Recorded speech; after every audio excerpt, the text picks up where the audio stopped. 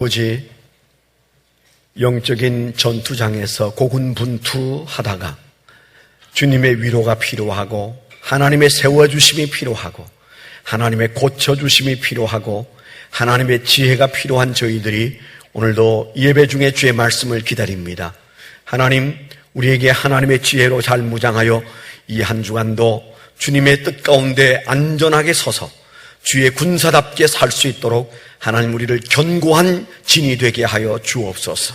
악한 사탄의 세력들이 이 세상에 주의 악한 문화가 주여 우리의 자녀들을 흔들고 우리의 삶을 조여오고 주여 이 세상에 영적인 공기가 어려운 때 아버지 하나님 우리를 더욱 거룩하게 하시고 경건하게 하시고 주여 거룩을 사모하는 종들로 만들어 주시옵소서.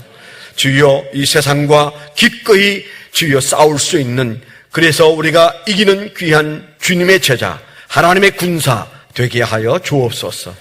주님, 이 시간에도 주님께서 말씀으로 역사하실 때 우리 연약한 육체를 만져주셔서 말씀 가운데 우리를 치료해 주옵소서. 여인이 주님의 옷깃을 만졌을 때 치료가 일어난 것처럼 말씀을 의지할 때 치료가 일어나게 하여 주옵소서. 우리의 염려도 치료해 주시고 우리의 처지도 회복시켜 주옵소서. 예수 그리스도의 이름으로 감사하며 기도드렸습니다. 아멘. 네, 우리 좌우에 계신 분들과 한번 격려합니다. 격려. 하나님은 오늘도 살아서 우리 가운데 역사하십니다. 얘기하시죠. 네. 우리 오늘 이 시간에는 잠시 영상을 하나, 짧은 영상입니다. 한 7분 정도 되는 영상인데 잠시 한번 뜻을 헤아려 보는 시간 갖도록 하겠습니다. 먼저 한번 영상을 보시죠. Amazing grace, how sweet the sound that saved a wretch. 조선, 메마르고 척박한 땅, 그 누구도 알지 못했고 그 누구도 들어올 수 없었던 땅, 어떠한 관심도 받지 못한 가진 것 없는 작은 민족 가운데 하나님께서 큰 일을 계획하시고 메마른 이 땅의 사랑을 보여주셨다. Was blind, but now I see.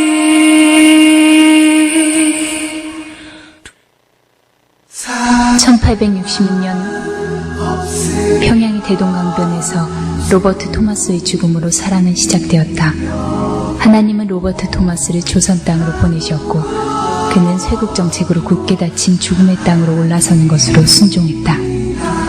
꿈을 펼쳐보지도 못한 채 끝나버린 그의 나이는 겨우 27세였고 그가 타고 있던 배는 제너럴 셔먼호였다. 1882년 우리나라는 미국과 한미수요조약을 체결하게 되고 고종황제는 미국으로 사절단을 파견한다. 그것은 바로 경미단. 미국이 문호개방에 대한 감사 인사로 우리나라 고위관리 6명을 초청한 것이다. 경미단 일행은 갓을 쓰고 도포자락을 펄럭이며 미대륙 횡단열차에 올라탄다. 그 모습을 처음 본 미국 사람들 역시 숙덕거리며 비웃는다. 그 가운데 함께 기차에 타고 있던 가우처 목사는 경미단의 모습을 보고 조선이라는 나라를 마음에 품게 된다.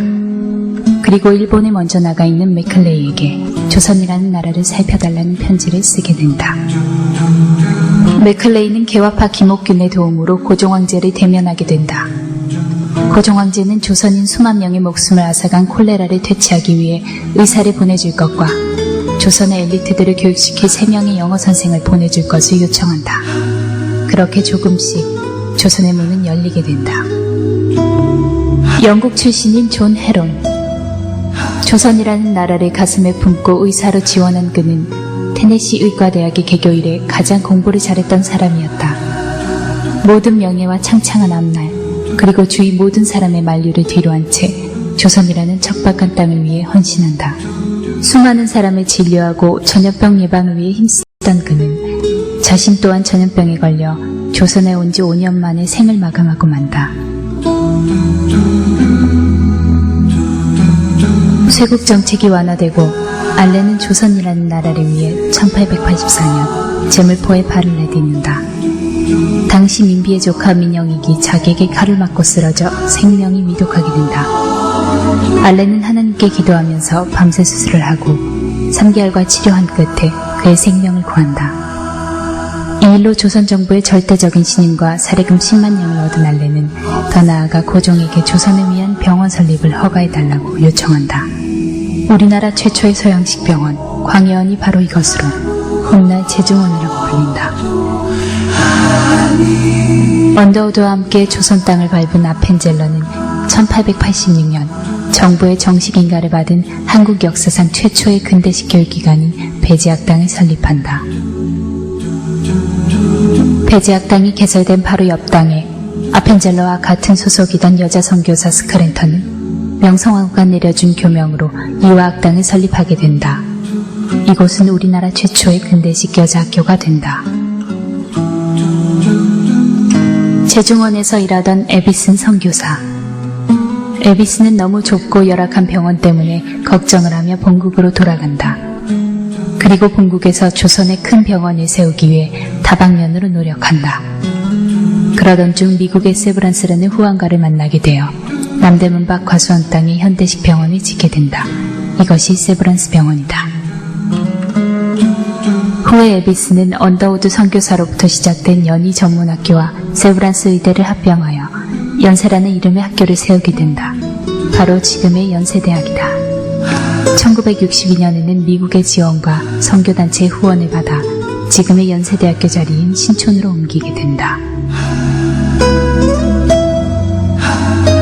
로제타 홀. 그녀는 1890년부터 44년간 이 땅을 위해 헌신했다. 사랑하는 남편 제임스 홀과 사랑하는 딸 에디스를 조선 땅에서 잃지만 쓰라린 고통을 삼키고 슬픔을 뒤로한 채 조선을 위해 더욱 열정의 삶을 산다. 남편을 기념하는 기홀병원과 여자 환자들을 위한 광해여원을 세웠으며 딸 에디스를 생각하며 우리나라 최초의 소아과 병동을 만들기도 한다. 또한 그녀는 우리나라 최초의 맹인학교와 농아학교를 설립하고 그녀의 나이 84세로 남편의 묘 옆에 묻힐 때까지 이 땅에서 한평생을 헌신하였다. 로제타와 제임스의 아들 셔우도올은 폐결핵 요양소를 세워 결핵 환자의 위생학교라고 이름 붙이고 결핵 요양소의 운영비 마련과 결핵에 대한 계몽과 선전을 위해 한국 최초로 크리스마스 시를 발행하였다. Hide me now under your wings. Cover me within your mighty 복음. 100년 전 그들이 우리에게 전해준 것은 생명이었다. 학교, 병원, 고아원, 그리고 교회. 100년이 지난 지금 그들의 이름을 기억하는 사람은 없다. 다만 복음을 위해 기꺼이 헌신했던 선교사들의 땀과 피가 교회의 십자가로 반짝일 뿐이다. know you are God.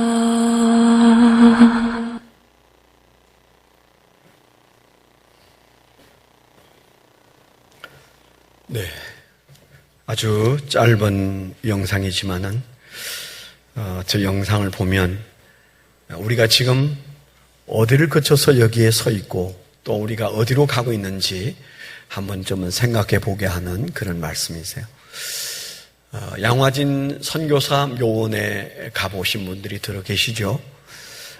불과 차 타면 한 40분이면 갈 수 있는 거리에 양화진이라는 곳에 우리 개신교 선교사님들이 묻혀 있는 그 조그마한 공동묘지가 있습니다. 저는 거기 몇 번 갔었는데 갈 때마다 들어가서 1, 2분이 지나면 눈물이 나더라고요.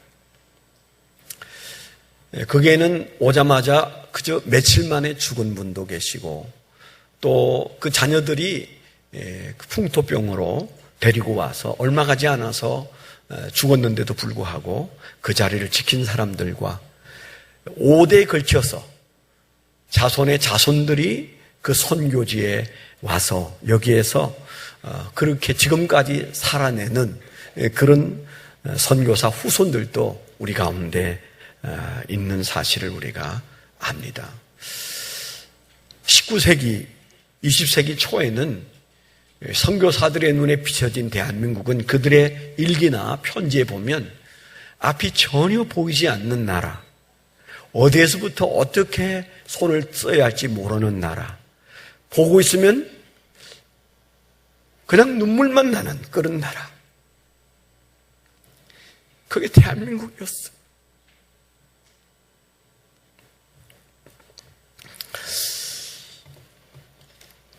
그런 나라가 변해서 세계에 모르는 사람들이 없는 그런 유명한 나라가 됐는데 21세기에 와서 지금 우리의 문제는 못 살아서 절망이 아니고 타락해서 절망인 나라가 됐어요. 아마 19세기에 우리가 못 살았던 선교사들의 눈에 비춰진 우리의 절망은 지금 21세기의 우리의 절망스러운 모습과 비교할 수 없습니다.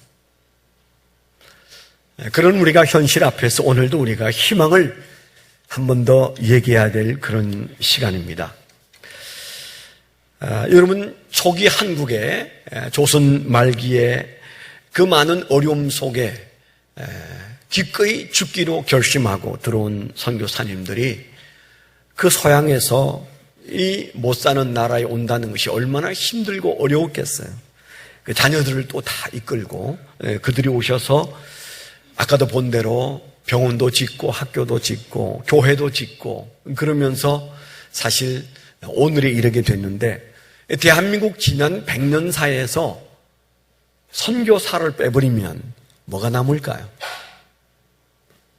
오늘날 이 사회에서 교회가 멸시당하고 그리고 교회에 대해서 아무런 가치도 부여하지 않는 그런 시대에 사는 것은 우리 책임입니다.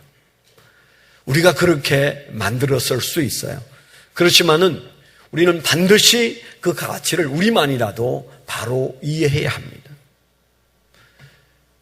절망의 나라에 그들이 와서 기꺼이 피를 흘리고 그리고 목숨을 바치고 그들이 애쓴 가운데 이 나라가 개화되고 오늘에 이르게 됐죠. 미국은 또 어떤 나라입니까? 대체로 다 미국의 선교사들이 이 땅에 와서 많이 그렇게 수고를 했습니다. 호주라든가 영국이라든가 다른 나라에서도 안 온 것은 아니지만은 90%가 넘는 선교사님들은 다 미국에서 왔었습니다. 근데 지금부터 100년 전 그리고 지금 미국이란 나라는 어떤 나라입니까? 제가 늘 얘기하는 대로 미국의 출발은 하나님을 찾아서 온 사람들이 시작이 됐고 미국의 오늘날은 황금을 찾아온 사람들이 오늘을 만들어 놨어요. 그래서 미국은 두 가지 정신이 혼재하고 있다고 우리가 생각합니다. 하나는 하나님을 찾는 사람과 황금을 찾는 사람이 함께 더불어 살면서 전혀 다른 양면을 가지고 있는 나라인데 그래도 지난 약 120년 동안 미국이란 나라는 전 세계에서 가장 선교를 많이 하는 나라임에는 틀림없어요. 현재까지도 전 세계에서 가장 선교를 많이 하는 나라로 알려져 있습니다. 물론 미국이라는 나라가 선교를 한 건 아니에요. 거기에 있는 크리스찬들이 선교를 하고 그 선교를 하는 중에 대한민국은 몇째 가라면 서러울 만큼 그들이 눈물과 기도를 쏟아부었고 물질을 쏟아부었던 나라예요. 일제 36년 때는 막 시작했다고 하고 그리고 6.25가 일어난 때로부터는 그들은 물붓듯 이 땅에 그들의 기도와 사랑을 쏟아부어서 오늘이 이르게 됐습니다. 지금 현재 미국은 어떤 나라입니까? 세계 경찰 국가라고 말하고 어떻게 됐는지 모르지만 어떤 가장 강대국입니다. 그리고 우리보다는 훨씬 깨끗한 나라다. 미워하는 사람들이 계시지만 그런 나라라고 우리가 생각합니다. 거기 이면에는 그 안에 청교도 정신이 있기 때문이고 그리고 아주 분명한 것은 그들은 지난 100년이 넘도록 세계에서 가장 선교를 많이 한 나라예요. 그래서 그 나라가 아직도 목숨을 부지하고 있는지 모르겠습니다. 그리고 여러분 한번 생각해 보세요. 세계에서 선교를 두 번째로 많이 하는 나라를 아시죠? 미국 다음으로 선교를 많이 하는 나라가 대한민국입니다. 기독교를 박해하고 믿는 사람들을 죽였던 북한은 지금 어떤 모습을 하고 있습니까? 그런데 남한에서 전 세계 선교사를 내보냈는데 벌써 우리가 오래전부터 한국이 전 세계 나라들 중에 선교사를 두 번째로 많이 내보내는 나라예요. 그럼 우리 식으로 말하지만은 아주 분명한 결론에 도달하게 됩니다. 제일 잘 사는 나라인 미국도 선교를 제일 많이 하고, 아무도 상상할 수 없는 그런 작은 나라가, 이 불쌍한 나라가 갑자기 뭔가 연극하듯이 그렇게 잘된 배경에 여러분 기독교가 있다는 사실은 우리만이라도 잊어버려서는 안 됩니다.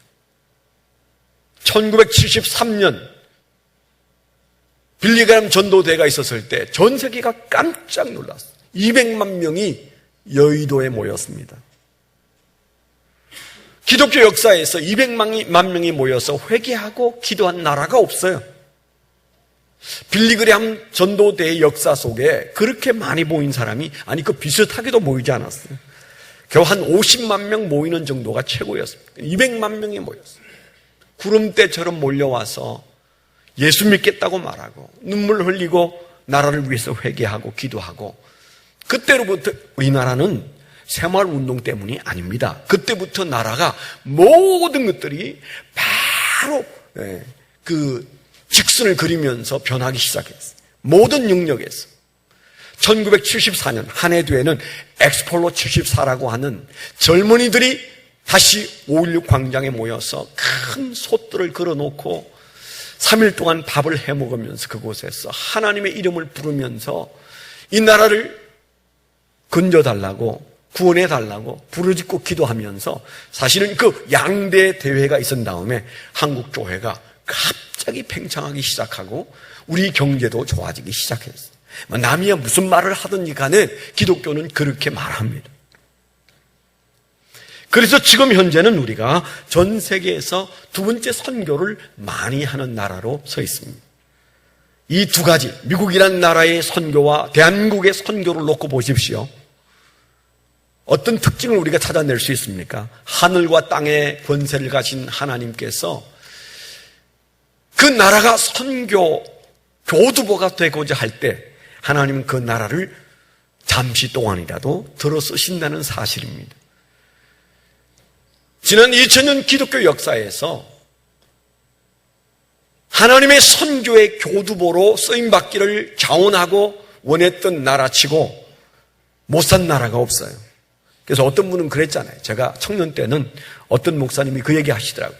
전 세계 국기에서 십자가가 들어가 있는 나라치고 변변찮은 나라가 없다고 그랬어요. 요즘엔 또 좀 달라졌어요. 십자가가 들어있건 말건 간에 사는 꼴이 말이 아니니까. 그렇지만 과거에 제가 20대 때 그 얘기를 들었을 때 정말 국기를 하나하나 짚어가면서 보니까 십자가가 들어가 있는 나라치고 못 사는 나라가 없었어요. 그 말은 무슨 말일까요? 어떤 내용이든 겉이든 하나님을 사모하고 하나님을 찾고 하나님을 국가의 기본으로 여기는 나라, 그래서 그들이 어떻게든 선교해 보려고 했던 나라, 하나님이 그런 나라를 붙잡고 계시다는 단적인 증거예요. 세상은 멸망을 향해서 가고 있습니다. 브레이크가 없습니다. 그러면 하나님은 하나님의 시간표에 의해서 손을 들어 진노를 발하실 것입니다. 이 땅에 되어 있는 모습을 보면 예수 믿는 우리 양심으로 하나님이 이 땅에 무슨 희망을 주시겠는가? 그러면 하나님의 진노가 임할 수밖에 없는 나라입니다. 여러분, 우리가 늘 듣는 매스컴이 뭐라고 그래요? 대한민국이 앞으로 좋아질 가능성이 있냐? 전문가는 단 한 명도 대한민국이 앞으로 경제적으로나 정치적으로나 모든 면에서 좋아질 가능성이 있다고 말하는 사람은 한 사람도 없어요. 100% 장래가 깜깜하다고 말합니다. 각오해야 된다고 생각합니다. 점점 수치가 내려간다고 말합니다. 아니, 우리가 자고 세면 수치가 내려가고 있습니다. 좋아질 기미가 전혀 보이지 않습니다. 우리가 할 수 있는 방법을 다 써봤지만은 그 방법으로는 해결이 없는 현실을 우리가 바라보면서 모든 전문가는 우리가 좋은 시절을 다 지나가는 것 같으다. 우리 다음 세대가 정말 고생하며 살 것 같으다. 그런 얘기들을 다 하고 있잖아요. 이런 절망스러운 우리나라의 현재의 모습 위에 하나님이 우리의 타락한 이 문화를 보시고 하나님께서 어떻게 철퇴를 내리지 않을까? 이 타락한 교회를 보면서 하나님이 어떻게 가만 보고 계실까? 그런 마음을 우리가 다 조금씩 가지고 있는데 오늘 말씀에 보면 우리에게 희망이 있습니다. 오늘 말씀에 뭐라고 하셨어요? 예수님께서 이제 그 끝이 가까워 오실 때 여러 말씀으로 종말에 대한 말씀을 하셨어요. 그 앞에는 보면 예수님의 제자들이 예수님, 이 헤롯 대왕이 지은 이 성전을 한번 보십시오. 얼마나 멋있습니까? 그렇게 말했을 때 예수님께서 뭐라고 말씀하셨어요? 잠시 후에 돌 위에 돌 하나도 남지 않는 피비린내 나는 그런 어려운 일들이 일어날 것이다. 너희가 기도해야 된다 그랬어요. 그들이 무슨 말인지 못 알아봤어요.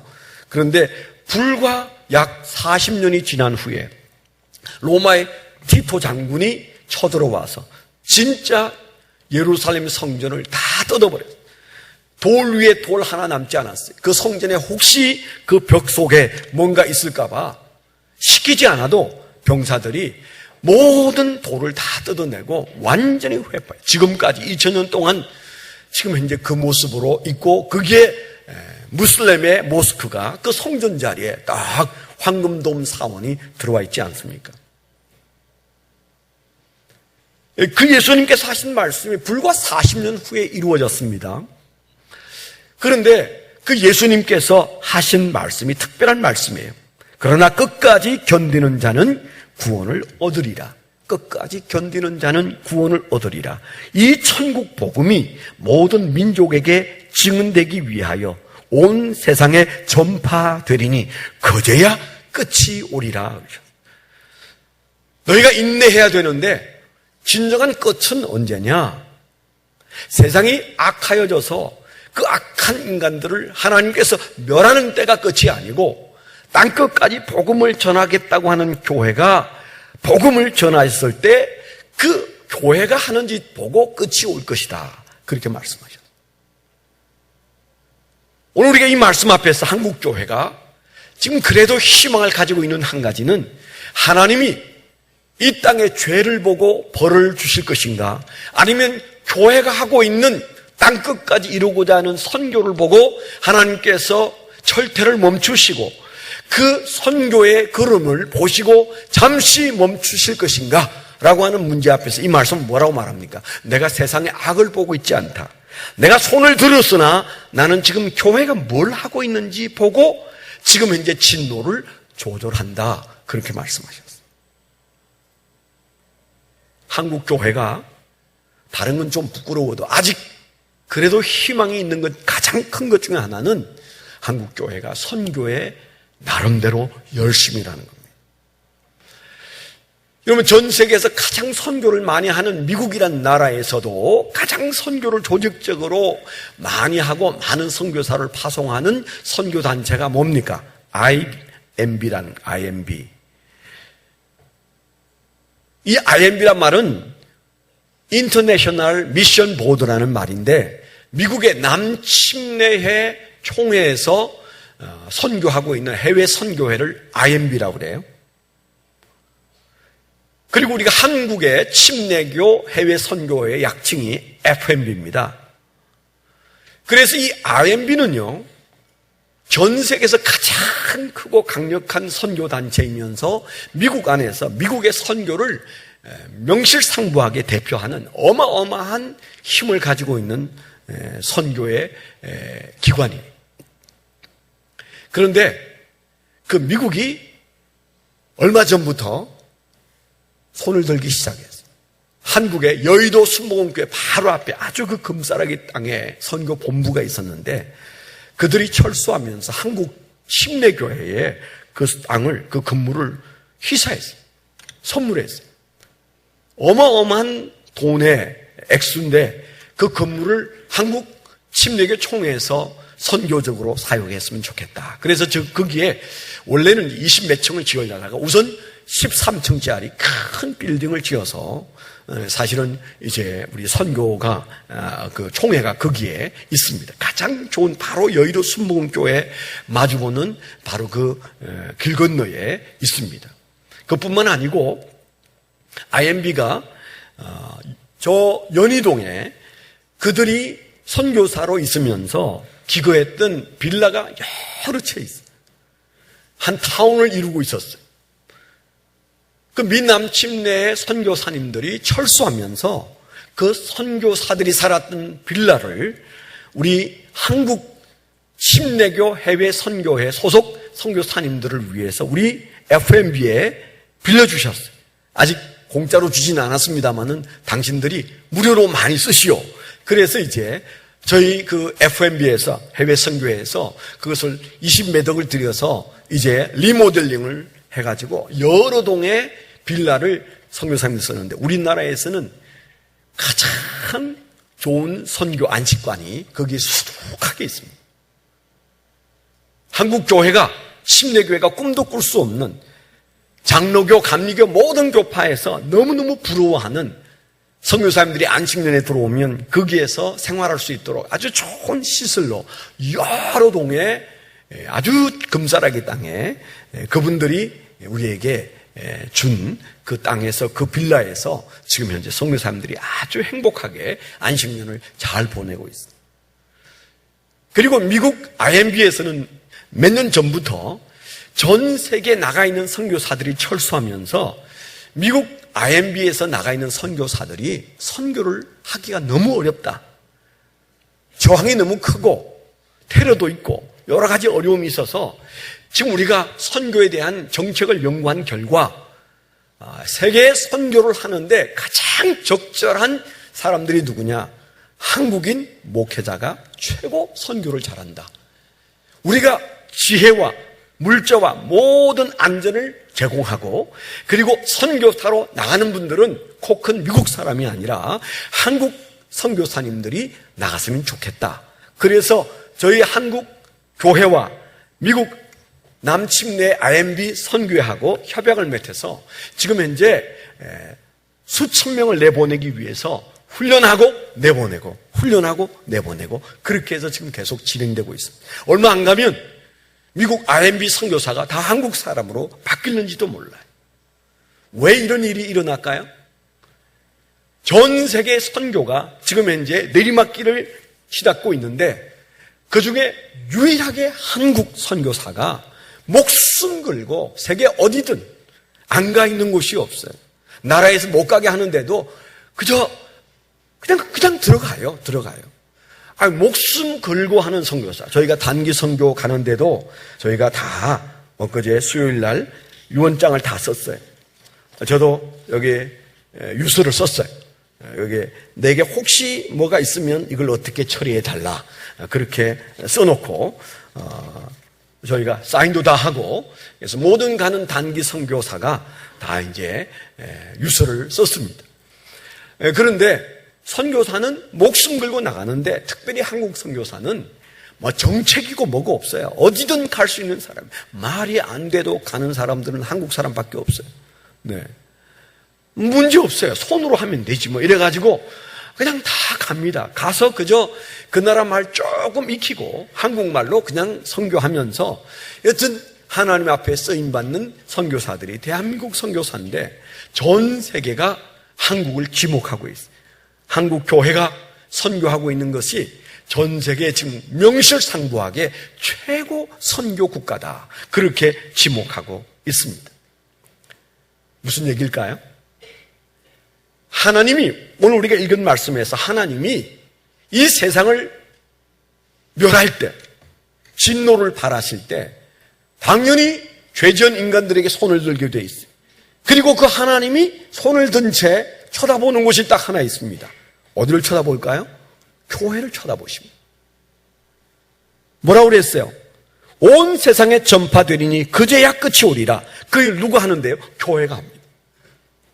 하나님께서 죄된 인간들을 더 이상 볼 수 없어서 진노의 손을 들고는, 그리고 세상을 바라보는 것이 아니고 교회를 바라봅니다. 교회가 땅끝까지 가려고 하고 있는지, 주님 힘들어요. 이제 그만할래요. 이제 우리가 구원받았으니까 이제 전도하고 선교하는 것 이제 그만해도 좋습니다. 우리가 그런 마음을 가지는지, 주님께서 이 손을 멈추어야 될 것인지, 진노의 불을 내려야 할 것인지 하나님께서 결정하는 마지막 초점은 교회입니다. 그렇기 때문에 저와 여러분들이 바로 그 하나님의 시선이 맞닿아 있는 그 교회로 지금 현재 존재하고 있다는 사실이, 우리가 어떻게 생각하고 어떻게 행동하느냐에 따라서 이 세상이 멸망을 할 것인지, 당분간 얼마 동안 살아있을 것인지, 이 대한민국이 그대로 있을 것인지 아니면 멸망할 것인지, 그 결정이 하나님의 손에 달려있고 그 하나님이 우리를 바라보는 그 시선에 꽂혀 있는 겁니다. 왜 이 땅의 끝이 교회에 있을까요? 왜 하나님은 세상이 악한데 멸하려고 하다가 교회를 바라볼까요? 하나님의 절대 관심사는 세상이 아닙니다. 하나님의 절대 관심사는 천하보다도 귀히 여기는 예수 믿지 않는 한 영혼에 꽂혀 있고, 하나님의 그 절대 관심사가 선교에 있으시고 그 선교는 교회만 할 수 있기 때문에 하나님의 관심사가 선교요 교회에 있어서 하나님은 악한 세상을 참을시언령 교회가 어떠하는지를 살펴볼 수밖에 없는 겁니다. 교회의 태도가 어떤 태도를 가지고 있는가, 교회가 무슨 생각을 하고 있는가, 자기들끼리 그저 잘 먹고 잘 사는가, 자기들끼리 엉뚱한 일 가지고 시시한 일 가지고 싸우는가, 하나님께서 그거 보시고 교회에 대한 희망이 끝나는 순간에 하나님의 철퇴는 내릴 것입니다. 아멘. 교회가 희망입니다. 하나님 앞에서 우리가 분명히 기억할 것은 세상이 아니에요. 교회가 절망스러우면 이 세상은 절망하고, 교회가 희망스러우면 하나님은 당분간 참으실 거예요. 그런 면에서 우리가 기억할 것은 하나님의 절대 관심사가 어디에 있는가? 선교에 있습니다. 전도에 있습니다. 더 정확하게 말한다면 하나님의 절대 관심사는 교회에 있습니다. 국가가 아닙니다. 교회입니다. 우리의 가정입니다. 아름다운 교회입니다. 어느 날 하나님께서 요나에게 니느웨에 가서 그들에게 곧 재앙이 임하였다고, 하나님께서 그들을 불바다 만드실 것이라고 그들에게 가서 외치라고 그랬습니다. 요나가 선지자로서 당연히 가야 할 곳이지만 그는 정말 그의 애국심이 허락되지 않았어요. 다른 나라는 내가 다 가고 무슨 일을 맡겨도 하지만, 그러나 니느웨는 지금까지 우리를 얼마나 괴롭힌 나라인데 우리의 원수의 나라에 가서 그들에게 진노가 임하였으니 회개하시오, 이 말은 못하겠다. 그래서 그가 마음에 결심하고 하나님이 안 계신 저 스페인으로 가야 되겠다. 그래서 그가 스페인으로 가는 배를 찾아가지고 그가 요빠에서 스페인으로 가는 배를 타지 않았겠어요?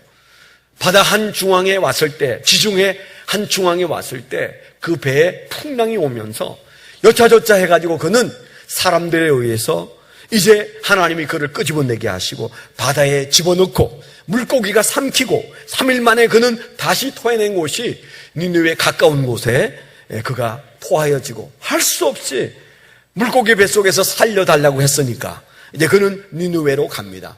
마음은 동하지 않는데 가는 겁니다. 선교가 꼭 여러분 마음에 감동이 있어서 하는 거 아니에요. 저도 사실은 선교가 죄송한 얘기인데 제 체질이 안 맞습니다. 네. 선교제에 가면 가는 날부터 돌아가고 싶은 마음이 굴떡 같은 사람입니다.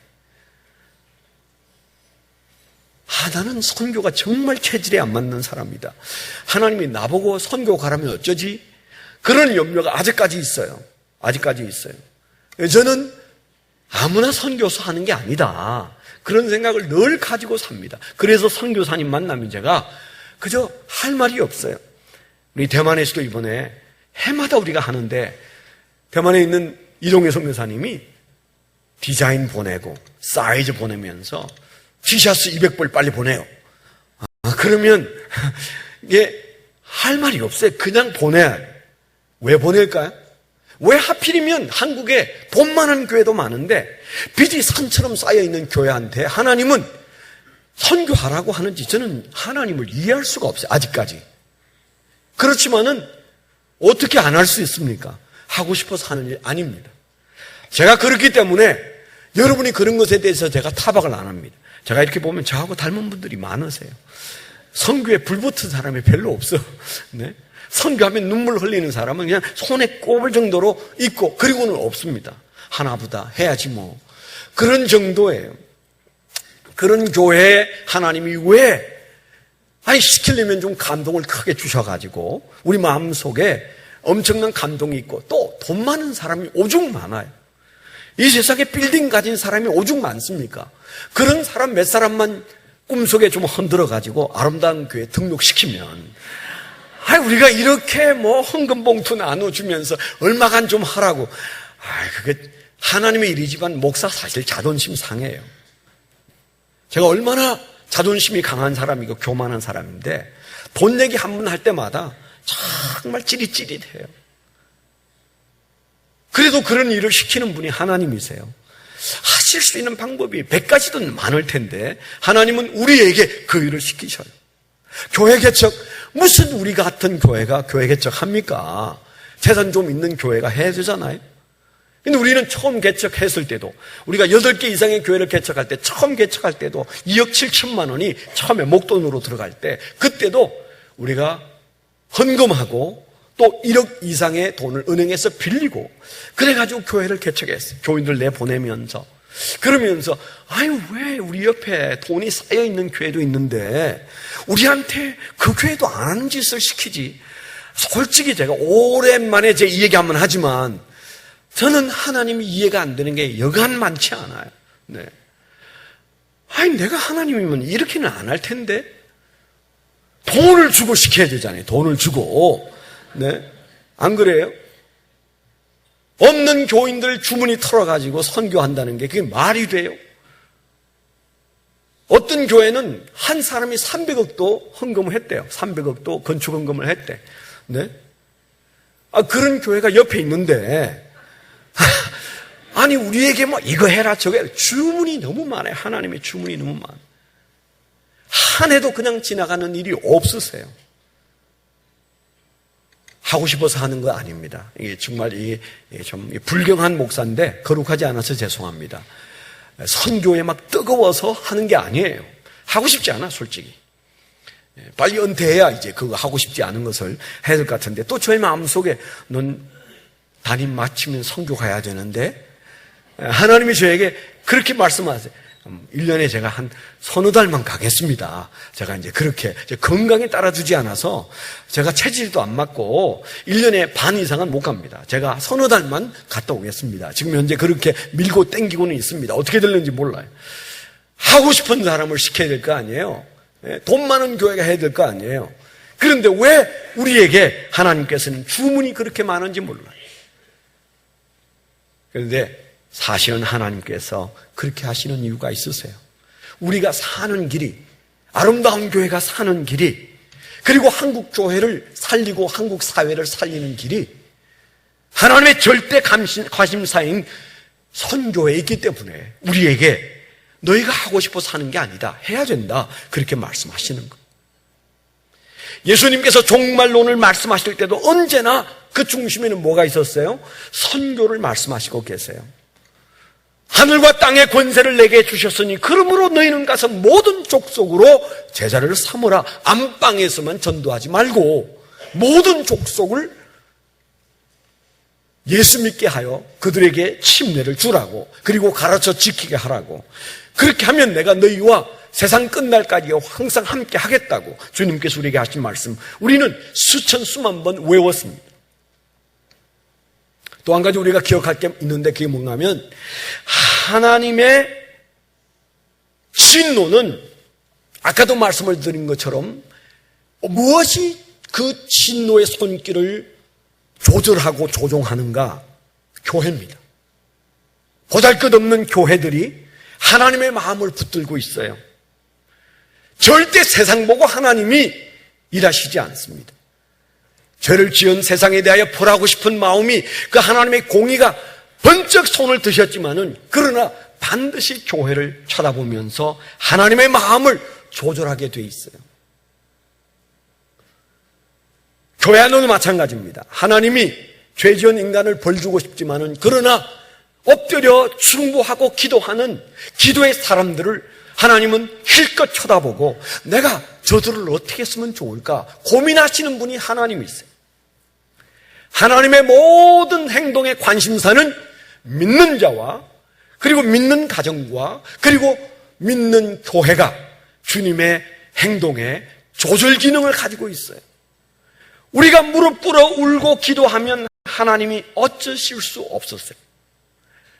그 하나님의 사랑하는 자녀들이 주님 앞에 기도할 때 하나님은 하나님의 절대 관심사인 선교와 맞닥뜨려지기만 하면 하나님은 벌해야 할 공의보다 우리를 통하여 참으신다는 사실을 우리는 성경 곳곳에서 바라보고 있습니다.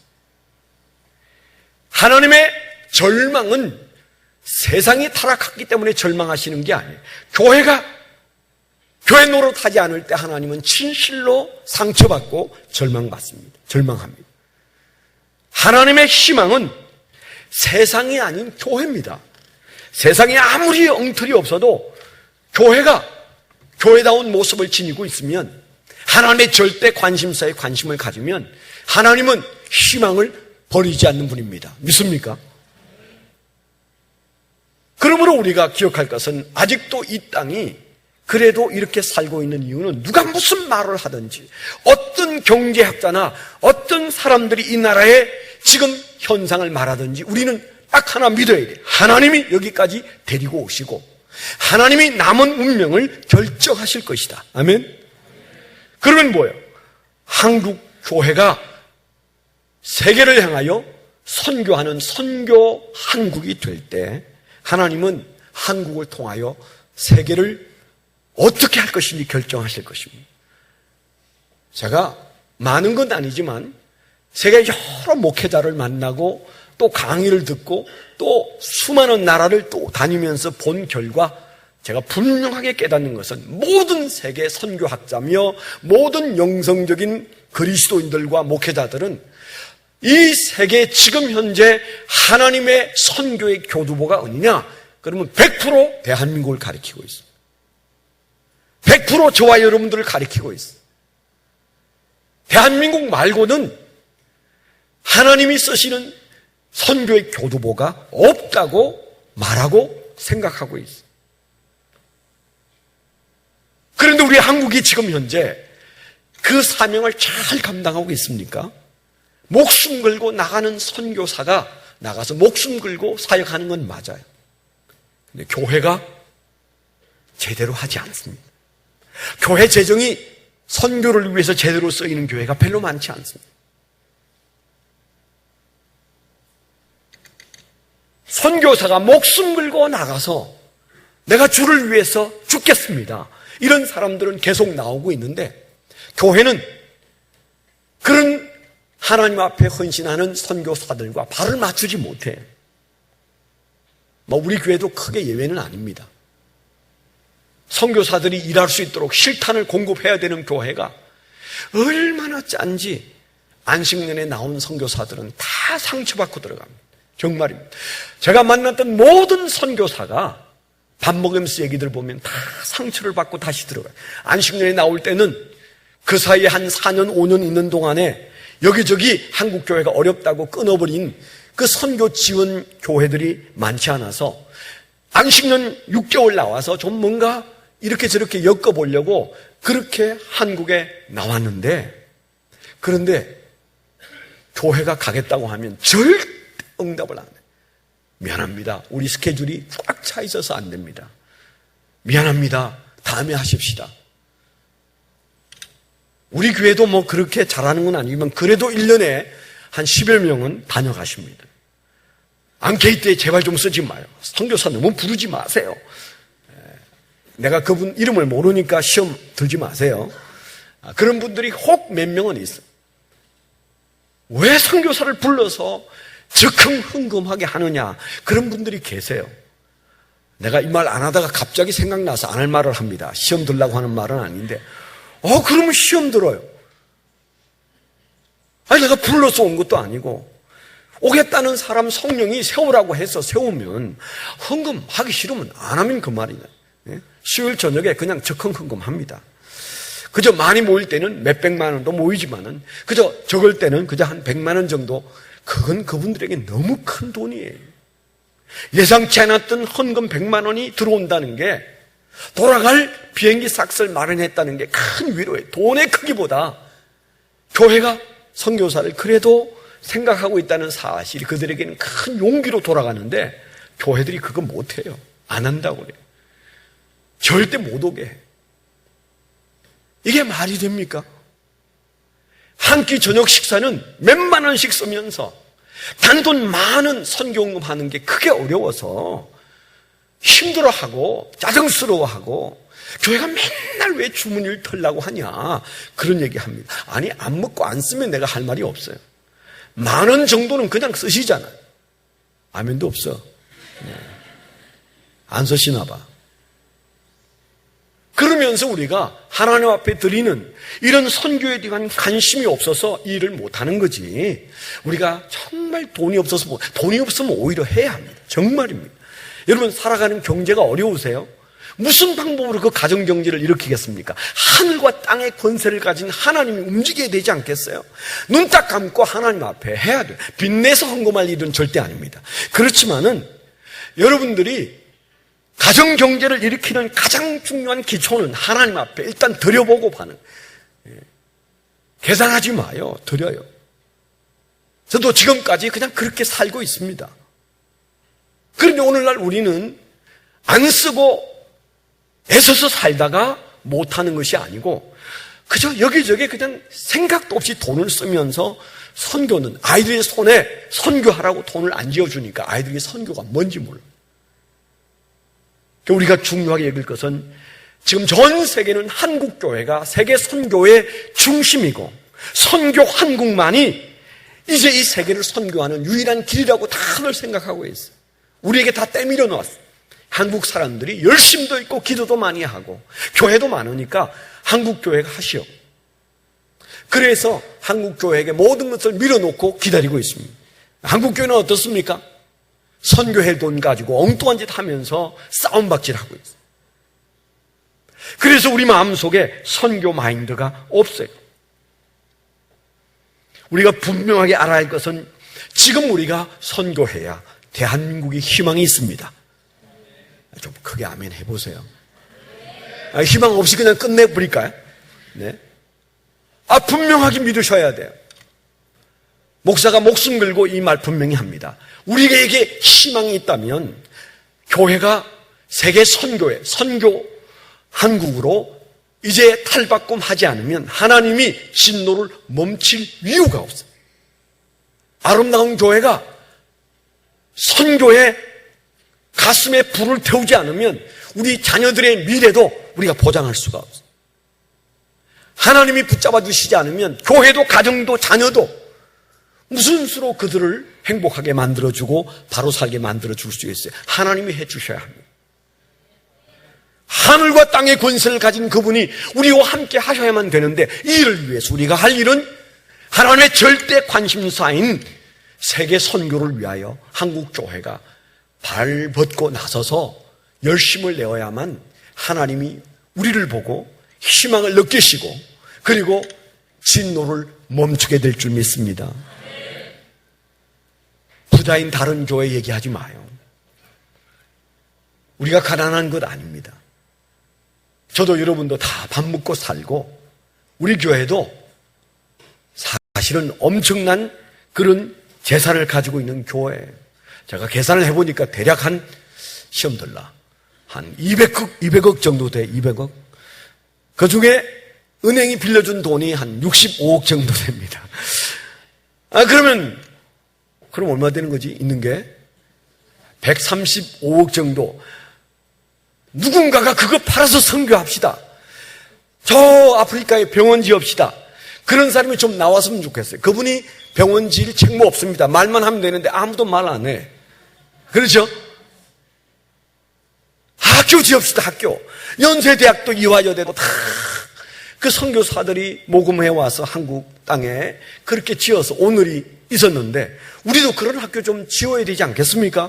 목사님, 좀 우리가 좀 아이들 교육이 좀 어려워도 좀 팔아가지고 좀 해봅시다. 여러분 그거 했다고 그럼 당신이 하시오. 제가 그러지 않을 겁니다. 교회가 할 건데 왜 용기를 못 내요?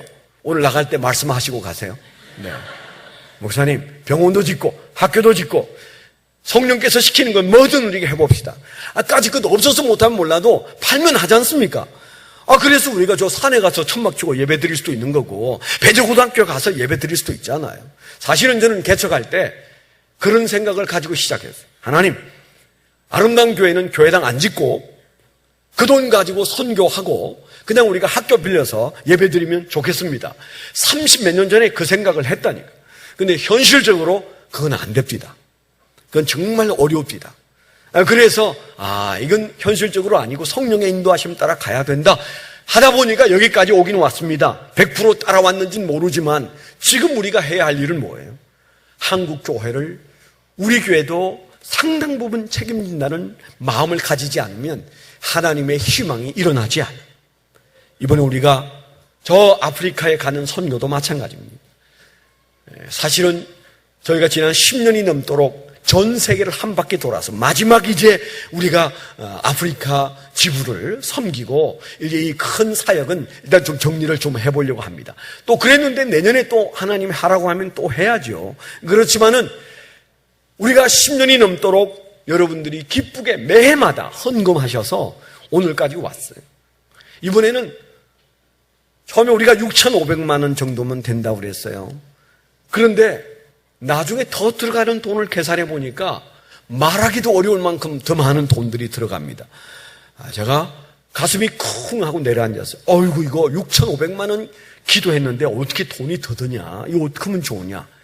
근데 지난 주중에 헌금이 많이 들어왔어요. 주중에 은행으로, 익명으로. 제가 궁금해서 유 목사님 그 은행에 좀 물어봐요. 누가 헌금했는지 좀 알아봐야 될 거 아니에요.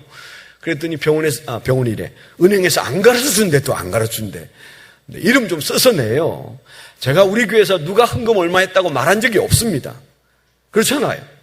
단 한 번도 누가 헌금 얼마 했다는 말 한 적이 없어요. 그냥 기도하고 지나갈 일이니까 그 많은 헌금들을 하면서 좀 이렇게 이름도 써서 내셔야 제가 기도할 때 고마운 마음도 가지고 복 받으라는 기도도 좀 할 거 아니에요. 10원을 해도 100원을 해도 여러분 사람 의식하지 말고 하나님 앞에 이름 딱 써가지고 내는 게 좋아요. 아멘? 그렇게 해서 지금 현재 오늘 아마 여러분들이 헌금하시면 얼추 들어가는 비용이 다 해결이 될 것 같습니다. 가시는 분들이 약 200만 원씩 비행기 표 값을 내고 이것저것 내서 이번에 가는 것까지 계산하면 한 1억 2천만 원 정도 비용이 들어가요. 상상이 안 돼요. 그런데도 우리가 아무도 군말하지 않고 없는 데서 헌금해서 이 일을 추진하는 모습을 보고 어떤 분은 그랬대요. 나는 선교 가기 전에 선교제 가서 순교하기 전에 여기서 난 순교할 것 같다. 이게 짐 꾸리는 게 너무 힘들다 그랬대 누가. 네. 그분이 돌아올지 거기서 순교할지는 모르겠습니다만 얼마나 힘이 들었으면 그 짐 꾸리는 게 얼마나 힘들고 신경 쓰이고 연일 매달려 있었으면 여러분 사상에 가봐요. 그 짐이 장난이 아닙니다. 얼마나 많은 선물들이 여러분들이 보내주신 선물들이 가지가지 있어서 우리가 다 가져가기도 어려워요. 자기 짐 하나도 붙이지 못해요. 전부 다 이제 붙이는 짐은 우리가 선교팀들이 가져가는 가지가지 아름다운 선물들로 가득 우리가 가지고 가는데 그렇게 열심히 수고해서 여러분들이 보냅니다. 그리고 기꺼이 갑니다. 이게 하나님이 보시는 한국 교회가 하나님의 희망이 되는 아주 작은 버팀목이 되는 줄 믿습니다. 우리가 하는 일이 보잘것없지만 그러나 우리 가슴 속에 하나님의 세계 선교를 위해서 이 작은 나라를 들어 쓰신다는 믿음 저와 여러분 마음속에 가득할 때 우리는 이 거룩한 사역이 아름답게 이루어질 줄 믿습니다. 저희 교회가, 우리 침례교회에서는 가장 많은 선교사님들을 지원하고 있습니다.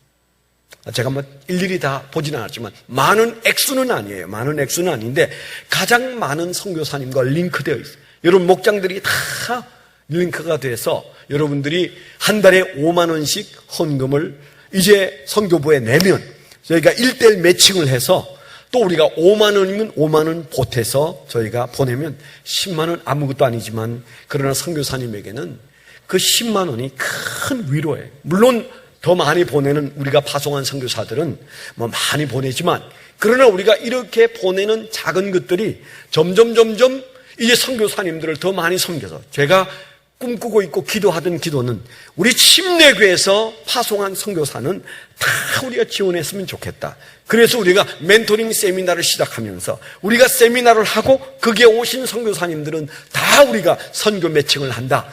그래서 시작을 했는데 사실은 반쯤 가다가 그걸 다 못했어요. 왠가 하면 우리 힘이 너무 붙여가지고 그 많은 선교사님들을 우리가 섬기기가 너무 어렵더라고요. 그래서 우리가 그렇게는 못하지만 지금 모든 목장들이 다 한 선교사님 이상씩 여러분들이 그분과 교제하고 그분을 위해서 기도하고 그분에게 헌금 보내고 교회가 매칭을 해서 보내고 있습니다. 이제 우리가 조금씩 이 선교를 조금 더 확대해서 이제는 각 목장이 이제는 비행기 타야 돼. 배를 타든지 비행기를 타든지 선교제 들락거려야 돼. 가서 큰일을 못하더라도 갔다 왔다 해. 우리의 자녀들이 한 번쯤은 크기 전에 선교제를 다녀와야 돼. 가서 무슨 선교에 방해가 될 수 있습니다. 지금은 단기 선교가 선교에 방해가 되는 시대가 되긴 됐어요. 그렇지만 우리가 조용히 가서 그분들과 밥 먹고 그분들을 위해서 기도해주고 그 아이들과 놀아주는 이것만 해도 선교사에게 큰 위로가 돼요. 그렇게 해서 우리 모든 목장들이 아우리치를 하고 그리고 안 되면 한 초원이 마음을 뭉쳐서 매년 나갈 수 있잖아요. 그래서 우리가 함께 선교하고 그리고 여러분들이 어떤 선교사님 특별한 일이 있어서 도와야 되는데 그런 일이 생기면 여러분들이 반대고 교회가 반대여서 1:1로 우리가 그렇게 하면 여러분도 부담이 줄고 교회도 잘할 수 있을 거예요. 지금 그렇게 할 수 있다는 건 아닙니다. 내년에 그렇게 해볼 마음을 가지고 있습니다.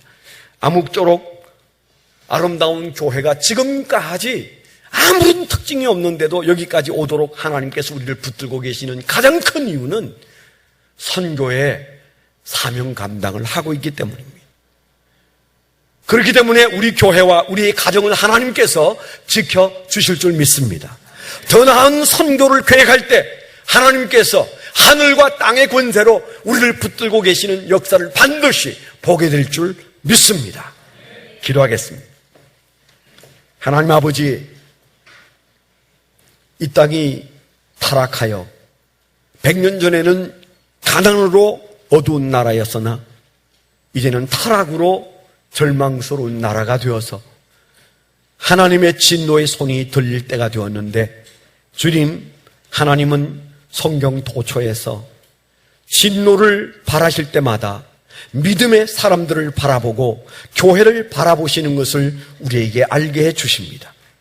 아름다운 교회가, 한국 교회가 선교 한국으로 나아가 세계를 향한 하나님의 선교의 계획의 중심에 있게 하셨는데 주여, 우리가 이 사명을 잘 감당하게 하여 주옵소서.